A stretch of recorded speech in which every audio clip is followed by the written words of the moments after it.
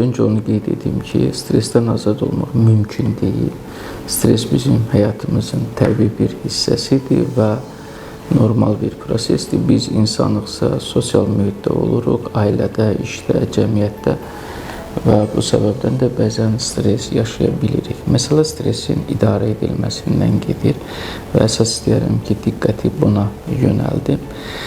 Yəni, stres idarə etmə bacarığı günümüzdə çox vacib bir məqamdır. Bəzən biz eşidirik ki, bu insan stresə davamlı insandır, bu insan stresə davamsız insandır və buna uyğun da görürük ki, deyirlər ki, misal üçün, bu sözü ona demək olmaz, bu xəbəri ona vermək olmaz və bu kimi yanaşmalar olur.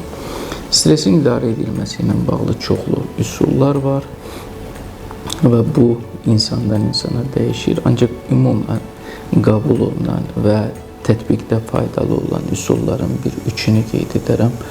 Bunlardan biri nəfəs texnikalarıdır ki, mütəxəssislər qeyd edirlər ki, stres prosesində mütləq nəfəs texnikaları etmək lazımdır. Hansı ki, bir qarından nəfəs alırsan, 3 saniyədən sonra nəfəsi buraxırsan və bu çalışma stresin tənzimlənməsinə müsbət təsir göstərir. İkinci bir vacib məqam kimi qeyd edirlər ki, belə hallarda qısa aralar, fasilələr verin, 5 dəqiqə bir kiçik bir gəzmə olar, diqqəti başqa bir şeylərə fokuslamaq olar, məqamlara və üçüncü bir vacib məqam emosiyaları, duyğuları tanımaqdır ki, sən nə stresə salır, nə səni gərgin edir. Bunu tanıyandan sonra insan artıq belə situasiyalarda onda bir psixoloji dayanıqlılıq formalaşır. Yəni, stresi idarə etmək, bacarmaq birbaşa insanın psixoloji sağlamlığına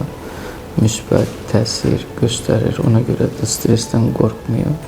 Əsas onu idarə etməyi, bacarmağı öyrənmək lazımdır və mən düşünürəm ki, bu öyrənilə bilən bir bacarıqdır. Yetər ki, insanda istək olsun, insan fərqində olsun. Bir gündən olmur, ancaq zamanla insan stresi idarə etməyi öyrənə bilər.